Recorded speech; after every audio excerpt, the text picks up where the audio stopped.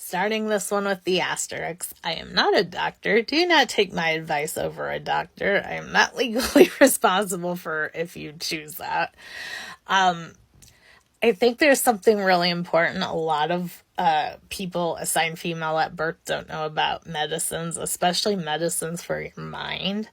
Like when it comes to ADHD, most of those pills were tested on male rats. So it reacts completely different when you are assigned female parts at birth. Sometimes it works just fine. Sometimes it's harder. Sometimes it's lessened, and this varies for a lot of people. So when you're like, damn, why are none of these meds working? There's your answer. And no, doctors don't tell you anything about it. Much like learning that ADHD people like to lay on the floor to calm down. Something I've done ever since I was a child. I learned that from Tumblr. And it's actually, I read the link that backed it up was from the NHS.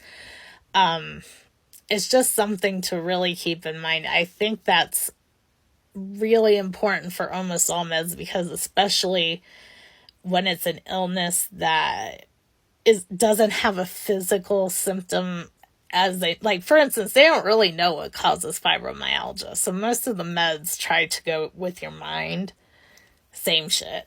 So, I know insurance, especially more so than doctors, like to say, oh, take this pill. It's better for you, which they mean is cheaper for them. I really get enraged when insurance companies get to know better than my doctor.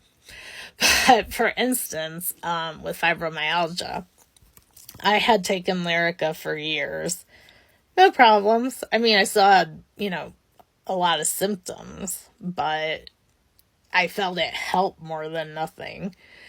They're like, oh, let's try gabapentin, which is a similar medicine because it's cheaper. I took it on the way home from the pharmacy thinking no big deal. I got alternatively cold shocks, cold chills, and heat spells. Like I was shivering, then I was overheated, sweating.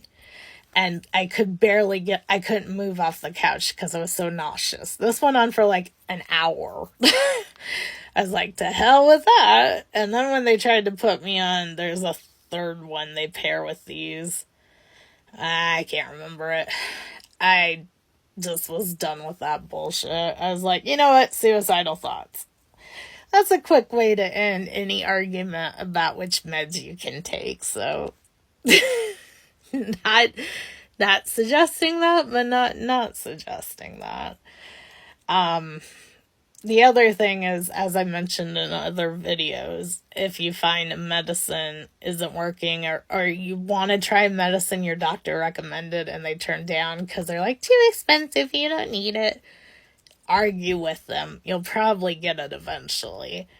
So, I mean in writing, not just like screaming on the internet. But it's really infuriating because we all know how little people assigned female at birth are taken seriously for pain. And then if you add in not being white, it's like tripled.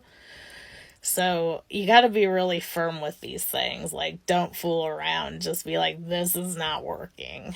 Like trazodone for ADHD, it definitely helps. Like, I feel it more when I go off it than more when I have it. Like, I don't feel like it does much, but then if I go without it, I'm just like Tasmanian devil crazy.